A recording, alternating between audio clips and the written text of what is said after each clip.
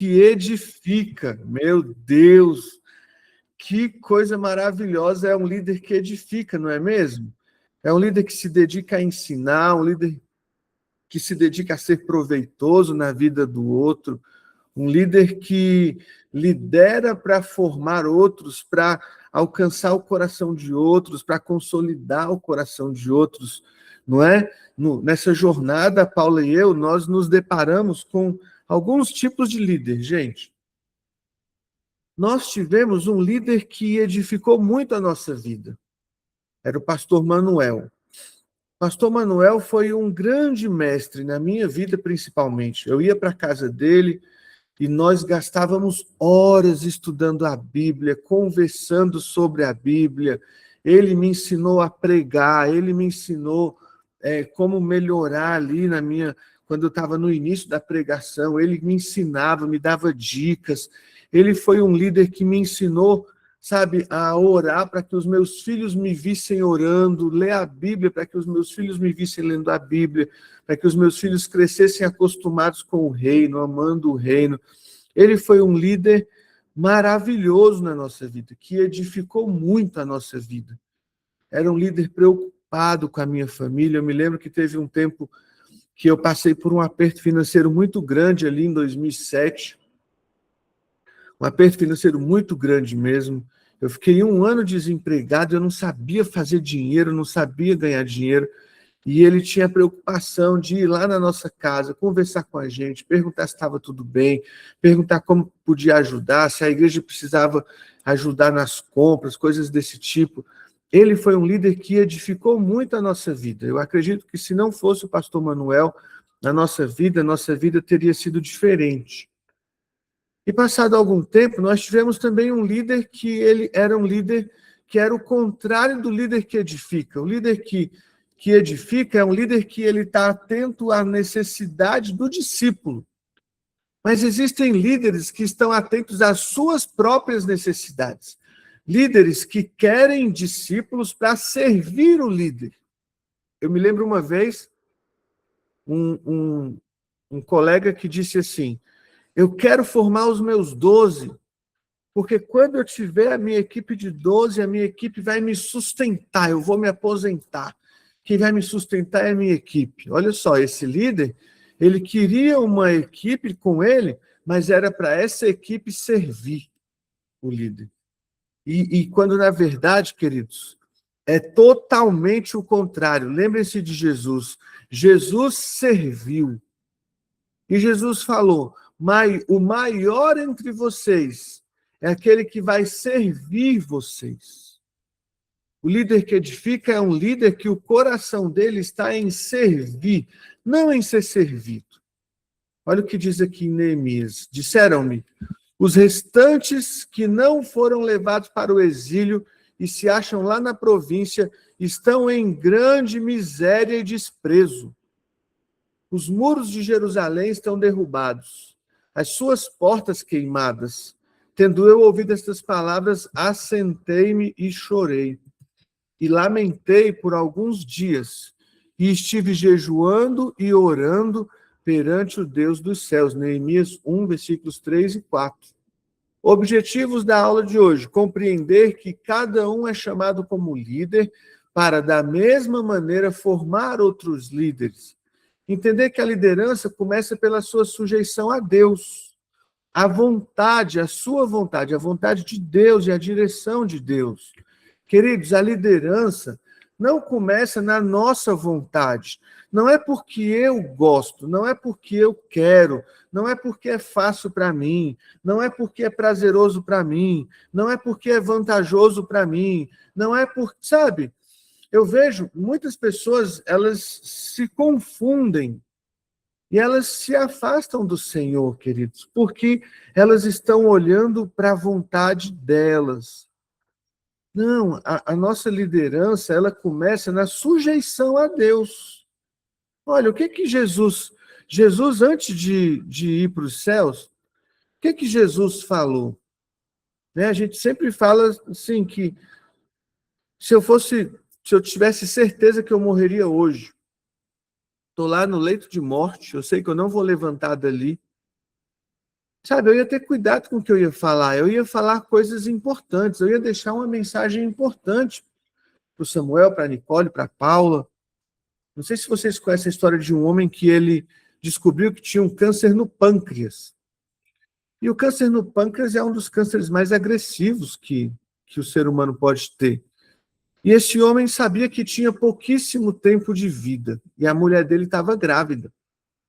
E aí, nesse pouco tempo de vida que ele tinha, ele se dedicou a escrever um livro para que esse livro, a filha dele, que ia nascer, pudesse, nesse livro, poder falar com ele durante toda a vida dela. Então, nesses últimos meses da vida dele, ele escreveu o que ele achava que era o mais importante para a vida da filha.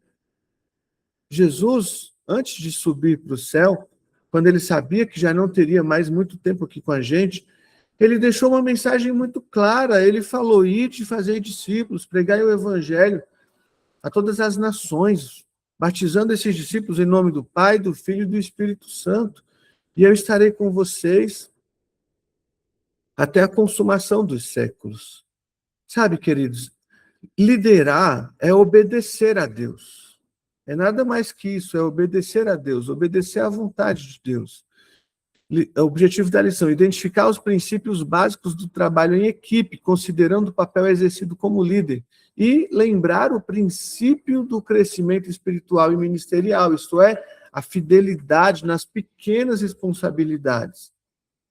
Um dos maiores desafios para qualquer pastor e líder é formar os membros de sua comunidade para a liderança, visto que essa é uma tarefa vital para o crescimento. Deus envia pessoas muito valiosas a cada congregação, mas às vezes, por falta de oportunidade dentro da igreja, elas são seduzidas por aquilo que o mundo oferece, coisas aparentemente sensacionais, mas que têm o verdadeiro objetivo de desviá-lo do caminho correto, que é a liderança cristã.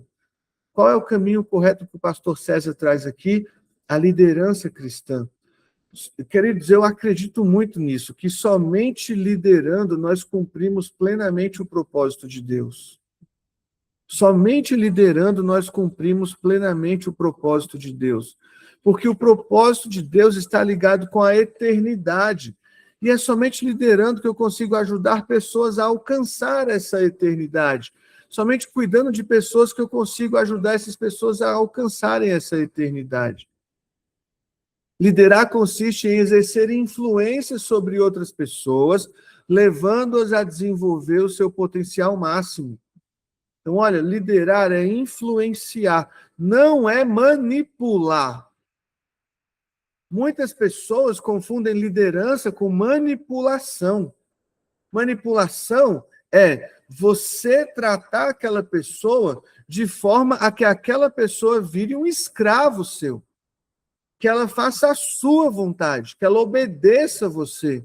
Liderar é influenciar, é mostrar para a pessoa o melhor caminho, mostrar para a pessoa o caminho certo. Não é manipulação. Não é, por exemplo, você usar a Bíblia, porque, queridos, a Bíblia é como aquele filme, o livro de Eli mostra. No livro de Eli, o cara lá, o antagonista lá, o vilão, ele quer a Bíblia para ele poder manipular as pessoas. Porque você pega um texto isolado da Bíblia e você fala para a pessoa aquele texto isolado, e se ela for uma pessoa leiga ali, ela vai acreditar naquilo e vai viver a partir daquilo. Influenciar não é isso. Influenciar é você ensinar toda a Bíblia, para que a pessoa tenha liberdade, porque a verdade liberta a pessoa. O conhecimento bíblico liberta a pessoa. Então, nós temos que ensinar a Bíblia para que as pessoas sejam libertas. E aí o líder, ele influencia, ele não manipula. Essa influência abrange o processo de moldar o caráter, o descobrimento de valores e o reconhecimento de qualidades. Quando é aplicada da forma ideal, a verdadeira liderança permite que o indivíduo alcance a sua realização pessoal. Sabe, queridos, a verdadeira liderança, ela não forma o indivíduo para que ele alcance a realização do líder, mas para que o indivíduo floresça, para que ele cresça, para que ele amadureça, para que ele prospere. Prosperar no aspecto geral da prosperidade. Em outras palavras, o líder de sucesso é aquele que procura dar o melhor de si, influenciando, ensinando-lhes a fazer o mesmo. A maneira como o Senhor exerceu sua liderança consistiu sempre em motivar os discípulos para que, de boa vontade, com atitude correta, com diligência, viessem a cumprir o desejo do coração de Deus. E o trabalho que o Senhor realizou com seus 12 foi tão eficaz que eles não só se esforçaram para divulgar em todo o mundo a doutrina do Mestre, mas também ofertaram suas vidas com alegria à causa de Jesus. Queridos, ninguém se doou mais pelo reino do que Jesus e os seus discípulos. Ninguém. Tem um livro chamado Heróis da Fé, que é um livro que mostra a história de alguns cristãos que se entregaram pelo reino de Deus. Quando a gente lê Heróis da Fé, nós ficamos constrangidos. Eu mesmo eu li Heróis da Fé 2 vezes. Eu fiquei constrangido diante de Deus em ver o nível de entrega daqueles irmãos e o meu nível de entrega. Deus colocou uma grande carga no coração de Neemias pela nação dele, pelo povo de Israel. Ele a tomou para si e fez dela seu principal motivo de jejum e oração. A gente precisa entender que a oração prepara o ambiente e os corações daqueles que estão em eminência. Sabe, queridos, para que possam facilitar a realização das coisas que Deus deseja que sejam feitas. Nós, como líderes, devemos entender que é tudo na base do jejum e da oração. Queridos, apareceu um desafio com o discípulo, nós temos que orar e jejuar. Apareceu um desafio na célula, nós temos que orar e jejuar. Apareceu um desafio no seu ministério, você precisa orar e jejuar. Foi o que aconteceu no caso de Neemias, no qual Deus inclinou o coração do rei a seu favor, através do jejum de Neemias, através da oração de Neemias. Deus favoreceu Neemias diante do rei, para que Neemias pudesse cumprir o propósito de Deus.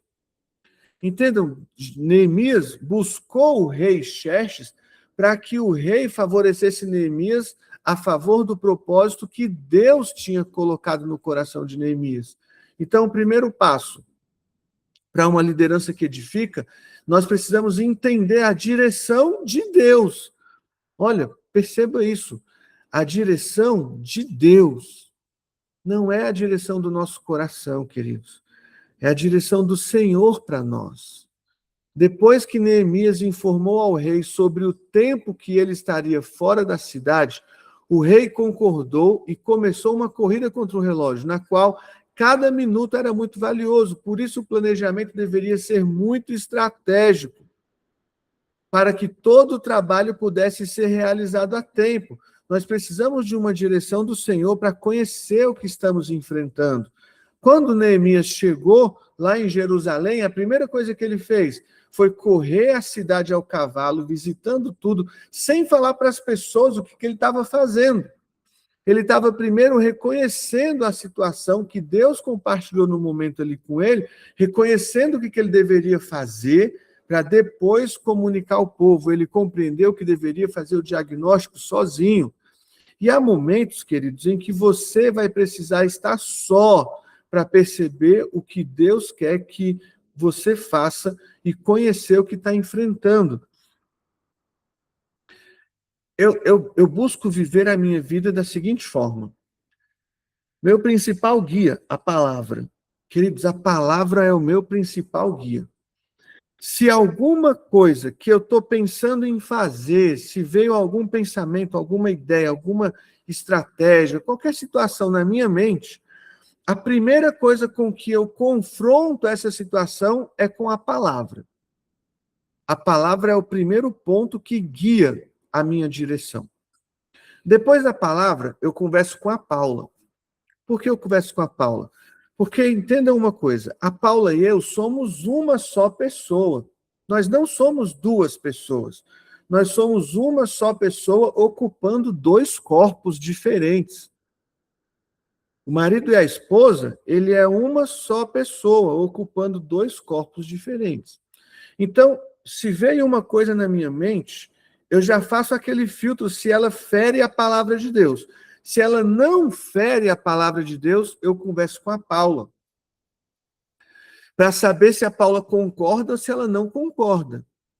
Se a Paula concordar, eu sigo um caminho. Se ela não concordar, eu sigo outro caminho. Então, a primeira pessoa com quem eu me aconselho, com quem eu compartilho, é com a minha esposa. Porque ela é minha carne, ela e eu somos um. Se ela disser sim, amor, eu concordo, eu converso com o pastor Ricardo. Se a Paula concordou, eu converso com o pastor Ricardo. Se a Paula não concordou, eu nem levo adiante, fica eu e Deus. Se a Paula não concordou, eu não levo para o pastor Ricardo. Fica eu e Deus. E eu falo com o Senhor, Senhor, se for da sua vontade, o Senhor vai trazer paz para o coração da Paula. Se não for da sua vontade, está tudo certo. A Paula já é o meu filtro. E aí a Paula concordando, eu levo para o pastor Ricardo. Converso com ele sobre aquilo. Ele vai concordar ou discordar. Ele concordando ou discordando, eu converso com Deus. Porque eu recebi aquela visão, a Paula concordou e eu vou a ele para receber uma orientação dele. E aí, recebi a orientação dele, eu vou buscar em Deus uma resposta mais concreta. Já houve situações em que eu recebi uma orientação, mas Deus não confirmou aquela orientação para nós. E eu mantive o que Deus colocou na minha vida ali. Agora, queridos, você tem que ter muita convicção de que é Deus que está falando. Muita convicção de que é o Senhor que está falando. Como que eu sei se é o Senhor que está falando? O Senhor não vai contra a palavra dele mesmo, então o Senhor não vai contra a Bíblia. O Senhor não vai contra uma orientação que ele mesmo já deu. Então, se o Senhor me deu uma orientação e agora eu estou querendo seguir outra coisa, é confusão. Eu preciso ter discernimento, eu preciso levar a sério as coisas de Deus. E Neemias aqui, lembra da história de Neemias? A gente conversou sobre ele na célula tem pouco tempo. Neemias, ele estava numa situação muito confortável no palácio e a orientação de Deus para ele foi para que ele saísse do conforto do palácio. O pastor César conta uma história aqui que mostra um pouco disso. Quando Deus me chamou para o ministério, bem no início, éramos apenas 30 pessoas.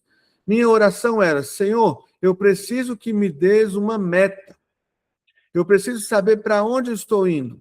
Deus falou comigo e me fez 2 perguntas sobre metas. O que você deseja e em quanto tempo deseja alcançar isso? Então eu me perguntava, como um pastor, o que eu quero? Antes que Deus me dissesse isso, eu havia aplicado o sistema antigo, isso é, o que qualquer pastor faria ao deparar-se com um desafio. Chamei as pessoas que eu via com perfil de líder, entrevistei e disse, preciso contar com você, preciso do seu apoio. Você tem potencial de líder e eu tenho tal visão. E compartilhava com eles a visão do que queria fazer. Todos se entusiasmavam e me diziam, tudo bem, conte comigo.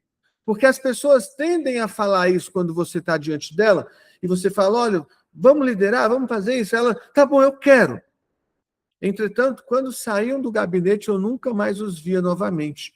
Então perguntei a Deus, Senhor, o que está acontecendo? E ele me respondeu, filho, continue fazendo planos e eu vou continuar embaralhando os seus planos. Entendam, o pastor César pediu orientação para Deus, Deus deu uma orientação para ele, mas ele foi fazer as coisas do jeito dele.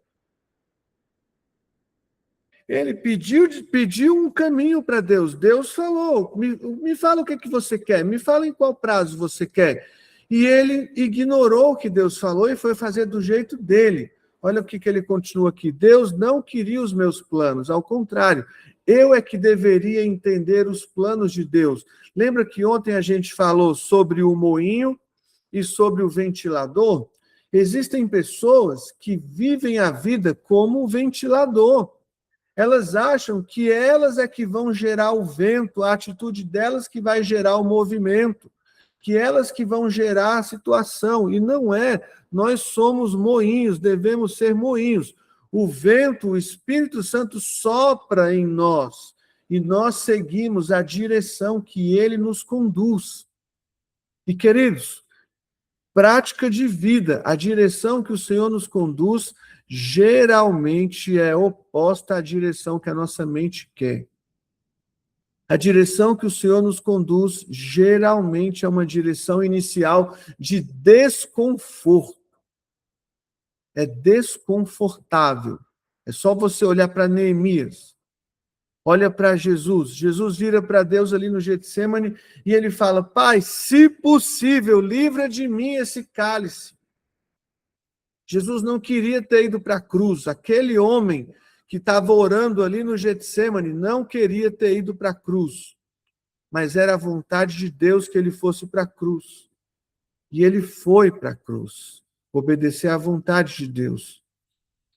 Foi então que o Senhor me disse: o que você quer e em quanto tempo quer? Compreendi que precisava conhecer o plano de Deus para o meu ministério e que só depois disso poderia ter metas claras. Nós precisamos ouvir o Senhor, o líder precisa ter um ouvido atento para o Senhor. E, queridos, gastar tempo ouvindo o Senhor. Alguns líderes trabalham de maneira árdua e diligente, mas pode acontecer com eles a mesma coisa que aconteceu ao lenhador.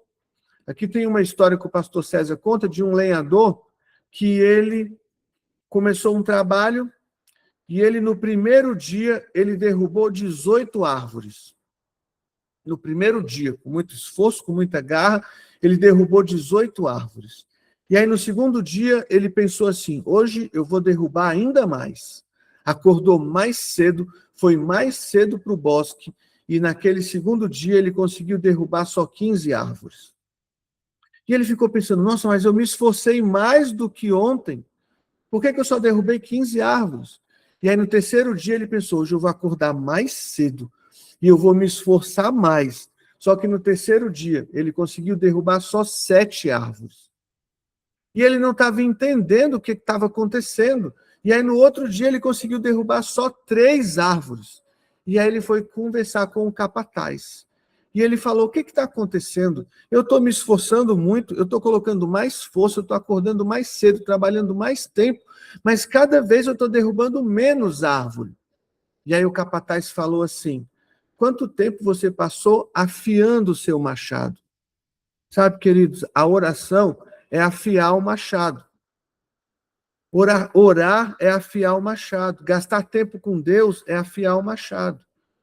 Gastar tempo com Deus na leitura bíblica, no devocional, na oração, no jejum, é afiar o machado. O pastor Poyonchô falava que no dia em que ele ia ministrar, ele não atendia as pessoas, não dava aconselhamento, porque ele não queria nenhuma distração que impedisse a palavra de Deus de fluir e chegar até o coração das pessoas. Às vezes nós queremos uma resposta de Deus, nós precisamos de uma direção de Deus, mas nós estamos tão ocupados cortando lenha que a gente não consegue ouvir essa resposta de Deus. Nós estamos tão ocupados fazendo tanta força, queridos, achando que é na nossa força, que é no nosso esforço, que nós não conseguimos receber a direção de Deus. Todo líder precisa entender que pregar é a responsabilidade que Deus lhe confiou. Portanto, ele não pode subir no púlpito ou ministrar qualquer mensagem, mesmo que nós, líderes, sejamos treinados para fazer o melhor e não seja dada a base do que devemos ensinar, é preciso que incluamos o Espírito Santo em nosso trabalho. Aqui a Yá cortou um pedaço aqui. Nós não podemos fazer isso sem o Senhor, não podemos subir ao púlpito e ministrar sem o Senhor.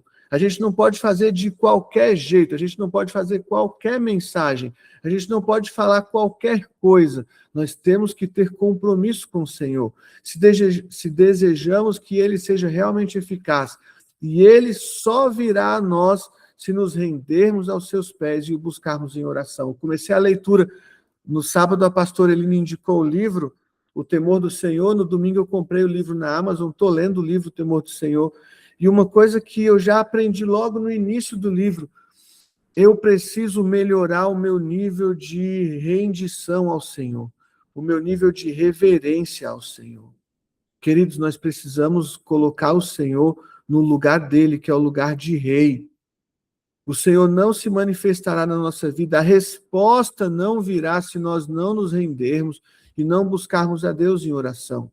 Segunda coisa que o líder eficaz faz: trabalho com os discípulos. Primeiro trabalho que o líder faz com os discípulos, motivação. Embora Neemias estivesse muito confortável no palácio do rei, ele entendeu que deveria se esforçar para motivar o maior número de pessoas a fazer com que se envolvessem com a visão dele. Qual era a visão dele? Reconstruir Jerusalém. A visão dele não era edificar os muros da vida dele próprio, a visão dele era reconstruir Jerusalém. Neemias abandonou o sonho dele, o projeto dele, a vida dele, para viver o projeto de Jerusalém.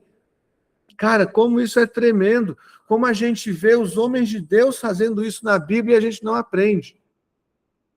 Depois de inspecionar a cidade, Neemias reuniu a liderança que havia nela e conseguiu motivar todos ali para que se tornassem parte da visão que Deus tinha em seu coração.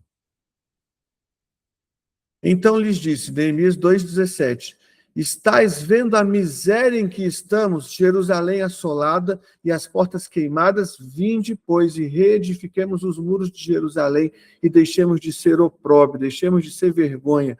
Depois de serem conscientizados da realidade na qual estavam vivendo, eles se sentiram incentivados a fazer o trabalho. Então disseram, disponhamos-nos e edifiquemos, e fortaleceram as mãos para a boa obra.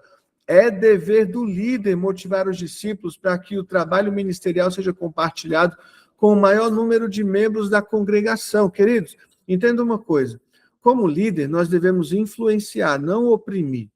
Olha, eu vou dar o nosso exemplo na célula. Eu quero muito que todos na célula liderem, quero demais que todos liderem, porque isso é a vontade do Senhor demonstrada na Bíblia para nós. Os apóstolos de Jesus lideraram, os irmãos que vieram depois deles lideraram. Se você olhar lá, a Priscila e o Áquila lideraram. Se você olhar, aquele logo no início do ministério de Pedro, Cornélio, abriu a casa dele, sabe? E no livro de Atos tem vários irmãos que se dispuseram imediatamente a liderar. A gente percebe o mover do Espírito Santo conduzindo o ser humano, o cristão, para cuidar de pessoas. Porém, não há uma pressão, não há aquela opressão, sabe, de você tem que colocar uma arma na cabeça e falar, você tem que fazer isso. Não, é a partir da oração, o Senhor vai movendo o coração das pessoas e as pessoas vão se dispondo a fazer, porque elas vão entendendo o chamado, elas vão entendendo o propósito. É a partir da oração, a partir do Espírito Santo. Você não pode ser aquela pessoa que fica chata, pegando no pé dos outros, insistindo, forçando a barra. Não é, a nossa luta não é com as nossas armas carnais, mas é nossas armas espirituais. Terceira coisa que o líder eficaz faz, ele forma valentes. Um covarde jamais poderá abrir uma escola de valentes. E um valente jamais poderá abrir uma escola de covardes. Eu achei essa frase tão legal. Se quisermos formar líderes valentes, o responsável por capacitá-los deverá ser uma pessoa valente. Uma pessoa valente, querido, é uma pessoa que vai além das suas próprias condições para acreditar no plano de Deus para ela. O corajoso, o valente, é aquele que se desafia, é aquele que rompe o medo, é aquele que vai além das suas possibilidades, além do que ele acredita que é capaz. Esse é o valente. Se você faz somente aquilo que você sabe que é capaz, não tem muita valentia nisso. Agora, se você se desafia a ir além, aí a coragem. A coragem é necessária para ir além do que você sabe que é capaz. Em outras palavras, essa pessoa não deve sentir medo, insegurança ou complexos. Complexos de achar que as pessoas não vão te ouvir, que as pessoas não vão te respeitar, que as pessoas não vão dar ouvidos a você, que você não sabe falar, que você não sabe conversar, que você não tem jeito para isso. Esses complexos devem ser abandonados. E nós devemos incentivar e ajudar as pessoas a abandonar isso na vida delas também. E existe também o complexo de superioridade, daqueles que se acham demais. Nós devemos ser valentes, que vão ajudar essas pessoas a ser valentes. O líder deve ser alguém confiante em si mesmo e ter a fé necessária para a conquista. A estratégia de Deus para formar seus discípulos como um exército valente não mudou. Ele sempre nos prova, primeiro, com pequenas coisas. Deus não nos dá grandes responsabilidades se primeiro não tiver a certeza de que seremos capazes de assumi-las. Quando Davi era jovem, por ser o caçula da família, deram-lhe o trabalho que todos menos gostavam, ir para o campo cuidar das ovelhas. Só que ele assumiu aquilo ali com muita responsabilidade. Ele assumiu aquele trabalho ruim com muito compromisso. Seu trabalho consistia em pastorear algumas ovelhas, mas isso implicava ser responsabilizado se algo de ruim acontecesse. E a partir desse cenário, isso fez com que ele passasse noites inteiras sem dormir, protegendo as ovelhas. E assim ele se armou de coragem para enfrentar o urso, para enfrentar o leão. Naquele tempo, Davi passou anos de sua vida. Deus mudou o coração dele e deu para ele um coração valente. E foi assim que ele derrotou Golias. Então, olha só, Davi começou no campo pequenininho, conquistando a força e a valentia no campo com as ovelhas pequenininho, para lá na frente derrubar o gigante. Tu vens contra mim com espada, com lança, com escudo, eu, porém, vou contra ti em nome do Senhor dos Exércitos, o Deus dos exércitos de Israel, a quem tens afrontado. Hoje mesmo o Senhor te entregará nas minhas mãos, ferir-te-ei, tirar-te-ei a cabeça e os cadáveres do arraial dos filisteus darei hoje mesmo às aves dos céus e às bestas feras. Esse Davi corajoso, afrontando Golias, começou lá, cuidando de ovelhas, para conseguir fazer com que todos os nossos discípulos alcancem a estatura de líderes valentes como Davi. Nós devemos dar a cada um a formação correta. O salmista disse: quando no oculto fui formado e entretecido como nas profundezas da terra. Assim como Deus trabalhou conosco quando fomos formados no ventre da nossa mãe, Ele quer que sejamos formados e capacitemos outras pessoas para manifestarem nossa ação neste mundo. Queridos, nós vamos formar e formar. Você tem que ser intencional, a gente aprendeu isso na aula passada. Ser intencional é você viver uma vida com intencionalidade, aprendendo, crescendo e ensinando e fazendo crescer. Conclusão, Neemias é um grande exemplo daquilo que um líder decidido a edificar pode alcançar. Ele reconstruiu o muro de Jerusalém em 52 dias. A reconstrução não teve início quando começaram a colocar um tijolo sobre o outro, mas quando Neemias construiu novamente o ânimo e os sonhos que o povo havia perdido. Quando uma pessoa almeja alcançar algo grande para Deus, deve edificar na vida de seus discípulos, construir sonhos, disciplina, perseverança e paixão em cada um deles. Vocês já têm discípulos, vocês já têm pessoas que vocês estão conduzindo, então vocês devem começar de agora a formar no coração desses discípulos esperanças, sonhos, desejo de buscar o Senhor. Vocês não vão falar com seus discípulos agora sobre liderança, de jeito nenhum. Vocês não vão falar com eles sobre liderança, mas vocês vão começar a plantar sementinhas de fé no coração deles. Lição 4. Um líder com um coração de servo. Tal como o Filho do Homem que não veio para ser servido, mas para servir e dar a sua vida em resgate de muitos. Responda uma coisa para Deus. Você está disposto a dar a sua vida por resgate de muitos? Responda isso para o Senhor. Objetivos da lição: entender a importância do serviço de acordo com a palavra de Deus. Identificar os benefícios da prática do serviço. Aprender quais são as características do bom servo e reconhecer aqueles a quem devemos servir e como fazê-lo da maneira correta. A decisão do Deus Altíssimo. O profeta Isaías teve uma visão, lá em Isaías 6, uma visão da glória de Deus, sentado em um trono alto e sublime, adorado incessantemente pelos serafins. Motivado pelo amor, Deus tomou uma decisão, pois ele, subsistindo em forma de Deus, não julgou como usurpação o ser igual a Deus, antes a si mesmo se esvaziou, assumindo a forma de servo. Olha só os dois contrapontos de Deus aqui, né? Isaías diz assim: no 6º ano do reinado do rei Urias, eu vi o Senhor assentado em seu alto e sublime trono. Olha só, Isaías teve uma visão de Deus. Nessa visão, Deus era tão grande que a orla das vestes de Deus cobria a terra. E os serafins estavam diante de Deus, declarando a santidade de Deus, e eles cobriam o rosto, porque a glória de Deus era muito grande para que os serafins pudessem ficar ali com os rostos descobertos. Olha o tamanho da grandeza de Deus. E o apóstolo Paulo traz aqui para os filipenses que esse Deus de Isaías, tão grande, abriu mão de ser Deus e se esvaziou, assumindo a forma de servo.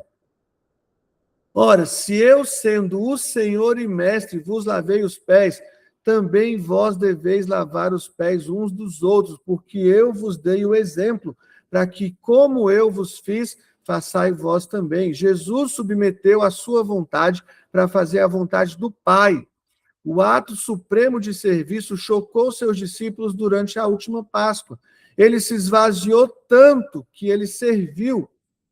O Deus Todo-Poderoso veio servir os seres humanos. A importância do serviço: existe uma atitude interna. Servir é uma disposição do coração.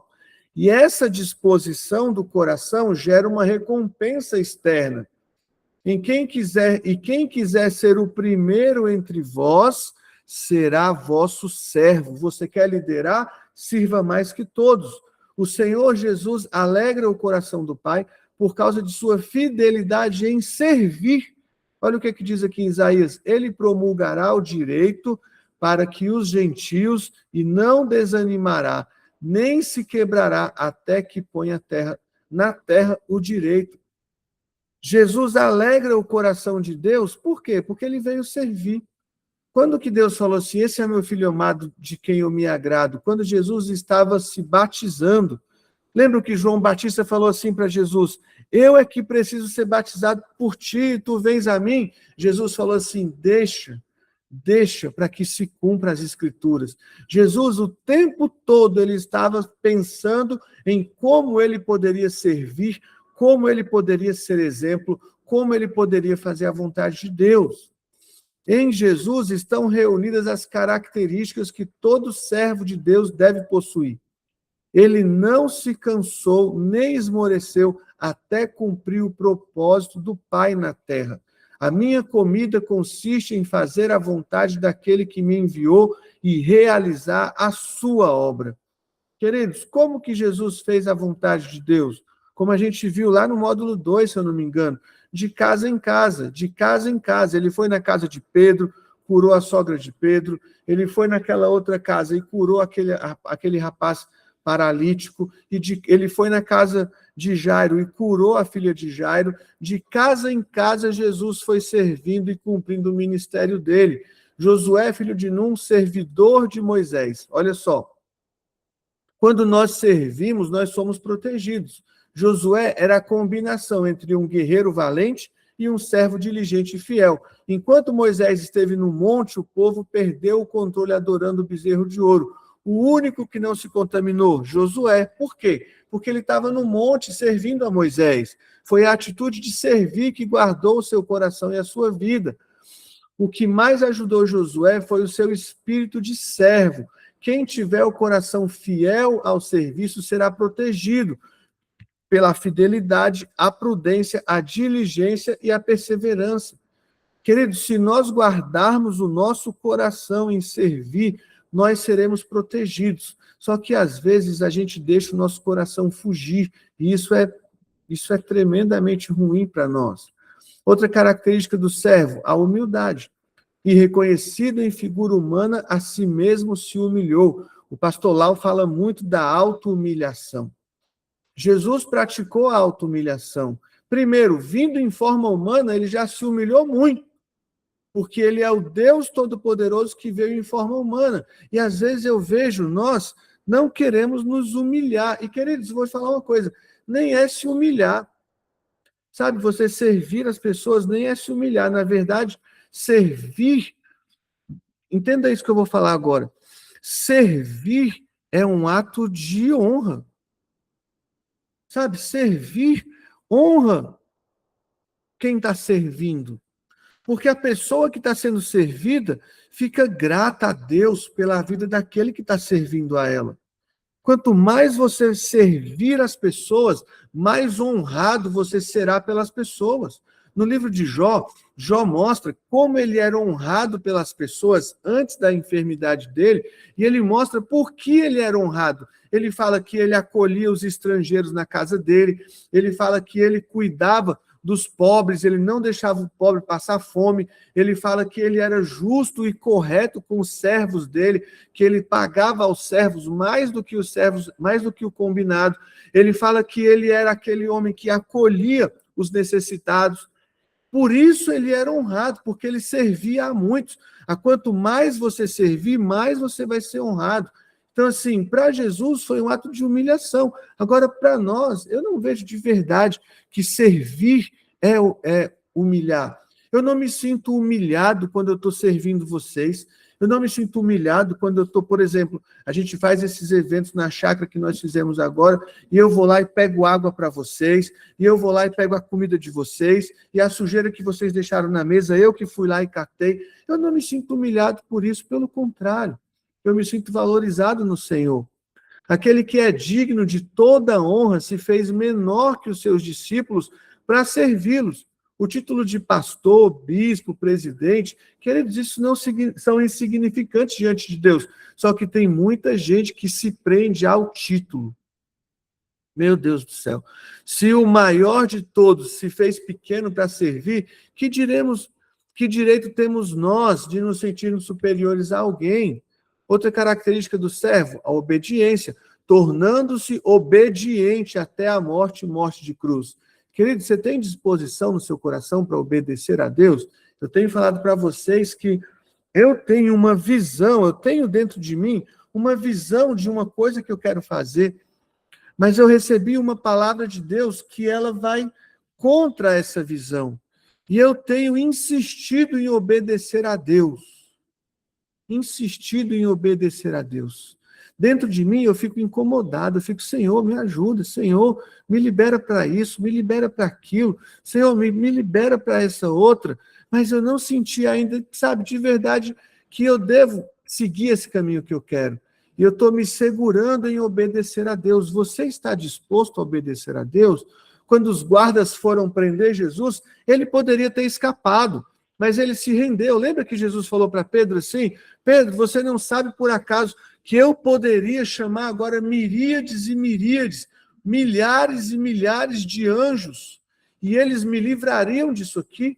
Jesus, quando os guardas falaram assim, quem é Jesus? Jesus falou, eu sou. O relato de Lucas mostra que os guardas caíram para trás quando Jesus falou, eu sou. Jesus poderia ter se libertado daquilo, mas essa não era a vontade de Deus para ele ali. Uma palavra lhe seria o suficiente para descer da cruz. Ele preferiu o silêncio, suportou todo o sofrimento por uma decisão absoluta, fazer a vontade de Deus. Outra característica do servo, fidelidade. Pai, se queres, passa de mim este cálice, contudo, não faça a minha vontade, sim a tua. O momento mais crucial do ministério de Jesus foi no Getsêmani. A fidelidade ao seu chamado foi posta à prova. Ele assumiu a responsabilidade, embora não quisesse passar pela cruz. Nós só podemos ser fiéis a Deus e ao seu chamado quando rendemos nossa vontade completamente aos pés do Senhor. Quando a nossa vontade se torna em fazer a vontade de Deus. A quem devemos servir, então, queridos? Nós devemos primeiro servir a Deus. O nosso serviço se dirige, em primeiro lugar, ao Senhor.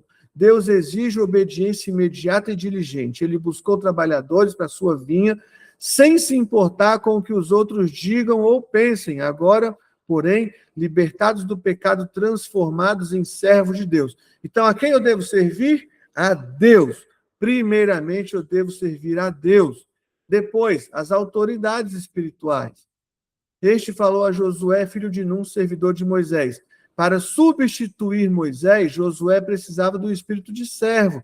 Devemos estar dispostos a nos unir ombro a ombro com o nosso líder ou pastor e seguir suas instruções, trabalhando em esforço conjunto para ampliar a visão. Eu devo obedecer a Deus eu devo obedecer às autoridades que Deus colocou na minha vida. Agora eu preciso ter um cuidado aqui, um pontinho aqui. É responsabilidade minha ensinar isso para vocês. Eu não posso obedecer ao meu líder se o ensino do meu líder é contrário à palavra de Deus. Se o que o meu líder está me mandando fazer é contrário à palavra de Deus, se o ensino que eu estou recebendo vai contra o que Deus ensina na palavra dele, eu não vou obedecer esse líder. Você pode ter certeza disso.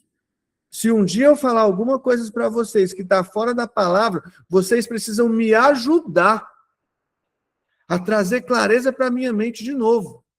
Houve um tempo em que eu tinha um líder tirano, e esse líder falava assim: se o que eu disser estiver errado, você tem que obedecer do mesmo jeito, depois eu vou prestar contas com Deus. Negativo. Eu não sou obrigado a desobedecer a Deus para obedecer o homem. Vocês estão entendendo isso, gente? Eu não sou obrigado a desobedecer a Deus. Eu devo buscar e obedecer primeiramente a Deus. Eu vou obedecer ao homem se o ensino dele estiver alinhado com a palavra. Se o ensino dele estiver indo contra a palavra, eu não obedeço de jeito nenhum, não tem quem faça. A quem devemos servir? A todas as pessoas. Jesus lavou o pé de Judas com amor, e Jesus sabia o que Judas ia fazer naquela noite. Ele ensinou a amar até mesmo os inimigos. Se somos chamados para servir os inimigos, quanto mais devemos servir ao nosso cônjuge, aos nossos pais, aos nossos filhos, servir aos nossos conservos. Mesma coisa. Para eu servir alguém, eu não vou desagradar a Deus. Eu não vou desagradar a Deus para servir a Paula. Não vou. A Paula não vai ela não vai desagradar a Deus para me servir. A gente estava conversando ontem sobre isso, porque olha só, é ensinado que o homem é o cabeça e o homem é o cabeça. Maridos, entendam isso. A responsabilidade do marido na história. Você é o cabeça. Você deve conduzir a sua família para a vontade do Senhor. Agora, e se eu começar a querer conduzir a Paula para uma vontade que não é a do Senhor? E aí, eu que sou o cabeça, a Paula vai me seguir ou não vai? Ela vai me obedecer ou não vai? Eu que sou o cabeça. Ela vai seguir o que eu estou falando ou ela não vai seguir se eu que sou o cabeça? A Bíblia conta uma história de um homem chamado Nabal, que era casado com uma mulher chamada Abigail. A Bíblia mostra que Nabal era um homem rude, grosseiro, um homem tolo, e Abigail era uma mulher sábia. Nabal, ele fugiu do propósito de Deus, negando cuidar de Davi, dos homens de Davi. Abigail desobedeceu a Nabal para seguir a vontade de Deus e guardar os homens de Davi. E isso trouxe glória para Abigail, que se tornou rainha, e trouxe morte para Nabal, que foi um homem grosseiro e rude que morreu. Lembrem de Ananias e Safira. Se Safira não tivesse obedecido a Ananias, ela não teria morrido ali naquele lugar. Mas ela deu ouvidos à decisão errada de Ananias e ela acabou morrendo junto com ele. Nós temos que ter esse discernimento. Eu não vou seguir a vontade do meu filho se a vontade do meu filho for contrária à vontade de Deus. Eu não vou seguir a vontade dos meus discípulos, a vontade dos meus irmãos de célula, se a vontade deles for diferente da vontade de Deus. Eu vou servir primeiro a Deus e eu vou servir aos homens a partir da vontade de Deus para a minha vida. Conclusão: servir não pode ser uma atitude temporária da vida de um líder, nem depender do seu estado de ânimo. Todo líder deve ter um coração disposto a servir primeiramente a Deus e também a qualquer pessoa que precisar, quando precisar e como precisar. Devemos romper os argumentos em nossa mente para entender que o segredo do grande ministério é o serviço. Vocês estão começando as células familiares de vocês. Deve haver no coração disposição para servir. Com amor, queridos, com graça, de interceder, de orar. Ontem, para terminar, ontem nós estávamos na célula do Alex, E aí ele convidou a gente, a Paula e eu, para ir lá estar com eles, nós estávamos lá, e aí eles fizeram uma dinâmica na célula, e teve uma senhora que ela falou assim, algo no sentido assim, eu estou precisando muito de Deus porque eu quero fazer uma besteira na minha vida. Foi mais ou menos isso que ela falou, resumindo. Eu estou precisando muito de Deus porque eu quero fazer uma besteira na minha vida. Na hora eu falei com a Cláudia, a gente tem que orar por essa mulher. A gente tem que orar por ela, a gente tem que guardar ela em oração. Essa é a disposição do líder. Quando você ver alguém em risco, alguém em perigo, você tem que se mover nessa direção imediatamente, guardar. Você não tem que colocar alguém em perigo, você tem que salvar os que estão em perigo. Essa é a disposição do coração do líder. Vamos orar? Pai, obrigado, meu Deus. Senhor, que lições tremendas, Pai. Meu Deus, como eu preciso aprender com o Senhor. Como nós precisamos aprender, meu Deus, a amar. Senhor, a característica principal do líder é o amor, meu Deus. A pessoa que não ama é incapaz de liderar, porque ela está procurando o próprio benefício. E o amor não busca o próprio benefício. O amor não busca o próprio benefício. O amor busca o benefício do outro. O amor suporta para amar o outro. O amor tudo suporta, tudo espera, tudo crê para amar o outro. Só que nós estamos num mundo hoje, Pai, em que é tão difícil encontrar alguém que ame o outro. É tão difícil encontrar alguém disposto a se esvaziar de si mesmo para servir, Pai. Pai, não deixa o nosso coração ser um coração egoísta. Não deixa, meu Deus. O nosso coração ser um coração que olha só para nós. Pai, tem misericórdia de nós. Pai, nos ajuda hoje, Senhor. Nos ajuda hoje a nos esvaziar de nós mesmos. Nos ajuda hoje, Pai, a servir. Servir os nossos irmãos. Servir o Senhor, meu Deus. Servir a nossa igreja. Nos ajuda hoje a servir, Pai, dentro de casa, o nosso marido, nossa esposa. Nos ajuda hoje, Pai, a servir. Pai, que hoje o Senhor possa colocar pessoas do nosso caminho para confirmar o teu chamado na nossa vida e que nós possamos servir em nome de Jesus. Amém, queridos? Queridos, que Deus abençoe vocês. Obrigado pela disposição do coração de vocês em estar aqui. A gente está chegando no